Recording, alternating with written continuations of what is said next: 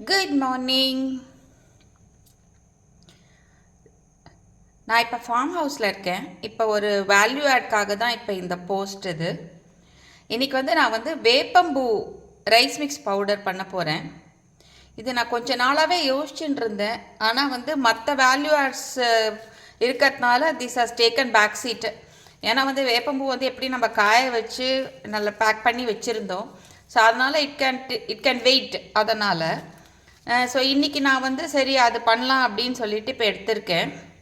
இதுக்கு நான் பார்த்திங்கன்னா ஒரு வாக்கில் நெய் எடுத்திருக்கேன். நம்ம ரெண்டு தான் வறுக்க போகிறோம். இதில் ஒன்று மிளகா, இன்னொன்று வேப்பம்பூ.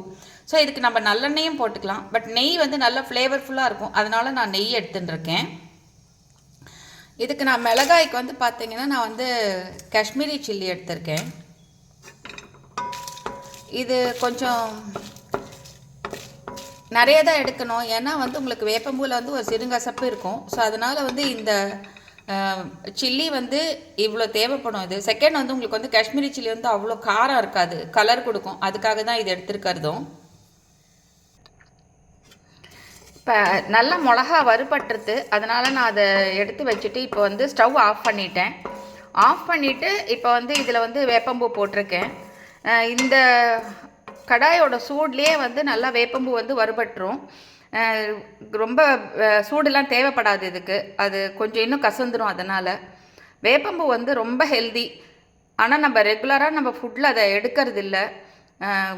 ரொம்ப வெரி ஃபியூ ஃபேமிலிஸ் எடுக்கிறாங்க. அது கூட ரொம்ப ரேராக, மாதத்துக்கு ஒருக்கா 2 மாதத்துக்கு ஒருக்கா அப்படின்னு. ஸோ அதனால தான் நான் இந்த பொடியாக பண்ணணும் அப்படின்னு யோசிச்சுட்டே இருந்தேன். பட் இது இவ்வளோ நாள் தள்ளி போயிடுது.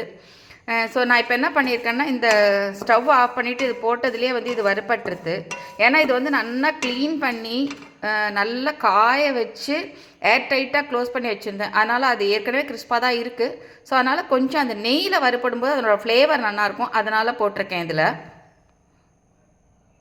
இப்போ இதுவும் நல்லா வறுபட்டுருது. இப்போ நான் ஒரு கைப்பிடி அளவு கருவேப்பிலை எடுத்து நல்லா அலம்பி நிழலோணத்தில் காய வச்சுருந்தேன். ஸோ இப்போ இந்த கடைசியில் கொஞ்சம் நஞ்சம் அதில் ஒட்டின்னு இருக்கிற நெய்லேயே இதையும் ரோஸ்ட் பண்ணிடலாம் அப்படின்னு சொல்லிட்டு நான் இப்போ ரோஸ்ட் பண்ணிட்டுருக்கேன். இது பார்த்திங்கன்னா நல்லா உடச்சா தூளாகிற அளவுக்கு ரோஸ்ட் ஆகணும். இது நல்லா காஞ்ச கருவேப்பிலைன்றதுனால சீக்கிரமாக ரோஸ்ட் ஆகிடும். மிச்சம் நம்ம பருப்பெல்லாம் பார்த்திங்கன்னா ட்ரை ரோஸ்ட்டாக தான் பண்ணுவோம்.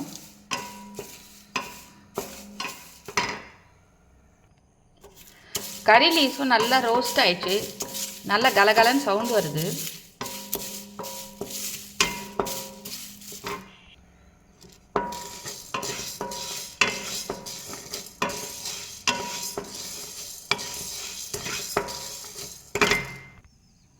இப்போ உளுத்தம்பருப்பும் நல்லா வறுபட்டுருது. நெக்ஸ்ட்டு துவரம்பருப்பும் கடலைப்பருப்பும் வறுத்தெடுக்க வேண்டியது தான். இப்போ உளுத்தம்பருப்பு நான் இது ஒரு டேபிள் ஸ்பூன் கணக்கு. இதில் ஒரு 4 எடுத்தோம்னா அது 2 எடுத்தால் போதும். இதில் பாதி எடுத்தால் போதும். அது இப்போ துவரம்பருப்பு போட்டிருக்கேன். இது வறுபட்டு எடுத்த உடனே கடலைப்பருப்பு போடணும். பருப்பெல்லாம் தனித்தனியாக தான் வறுக்கணும். ஏன்னா ஒரு பருப்போட ரோஸ்டிங் டைம் வேறு. ஸோ மொத்தமாக போட்டோம்னா சில பருப்பு கருகிடும், சிலதெல்லாம் பார்த்திங்கன்னா கரெக்ட் கன்சிஸ்டன்சியில் இருக்கும். ஸோ அந்த மாதிரி. ஸோ அதனால் எப்போவுமே தனித்தனியாக தான் வறுத்து எடுக்கணும்.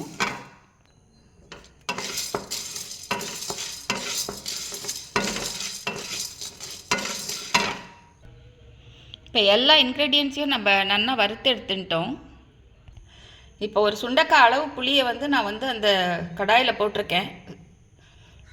ஃப்ளேம் ஆஃப் பண்ணியாச்சு. பட் அந்த கடாய் சூட்லேயே இது கொஞ்சம் அதில் இருக்கிற மாய்ஸ்சர்லாம் எடுத்துரும். இப்போ இந்த பருப்பில் நல்லா சூடாக இருக்குது. ஸோ நான் அது மேலேயே கொஞ்சம் கல்லுப்பையும் போட்டுட்டு பெருங்காயப்பொடியும் போட்டேன். இந்த சூடே இதுக்கு போதும். தனியாக வறுக்கணும்னு அவசியம் இல்லை. இப்போ இது நல்லா ஆறணும். இப்போ நல்லா ஆறினதை எடுத்து அரைச்சி பேக் பண்ணியும் வச்சுட்டேன். நான் இது ஃபஸ்ட்டு நேற்று டேஸ்ட் பண்ணியும் பார்த்துட்டேன். ரொம்ப நல்லாவே இருக்குது. பெருசாக அவ்வளோ கசப்பு கூட தெரியல. இன்ஃபேக்ட் நான் இதில் வெல்லம் கூட போடலை, அப்படியே தான் போட்டு பார்த்துருக்கேன். நல்லாவே இருக்குது, சாப்பிட டேஸ்டியாக இருக்குது.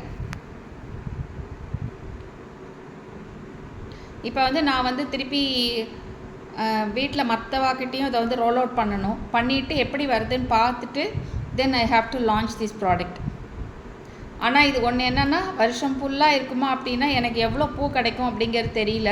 பட் சீசனல் தான் இது மோஸ்ட்லி. ஏன்னா அந்த ஒரு மார்ச் ஏப்ரலுக்கு அப்புறமா உங்களுக்கு அந்த பூலாம் கிடைக்காது. ஸோ அந்த இடத்துல என்னால் எவ்வளோ கலெக்ட் பண்ண முடியுமோ அது அவைலபிளாக இருக்கிற வரைக்கும் மட்டும்தான் என்னால் வந்து இந்த பொடி எடுக்க முடியும். நான் வெளியிலேருந்து வாங்கி பண்ணுற மாதிரிலாம் பண்ண மாட்டேன். இங்கே என்ன கிடைக்கிறதோ அவ்வளோதான். தேங்க்யூ.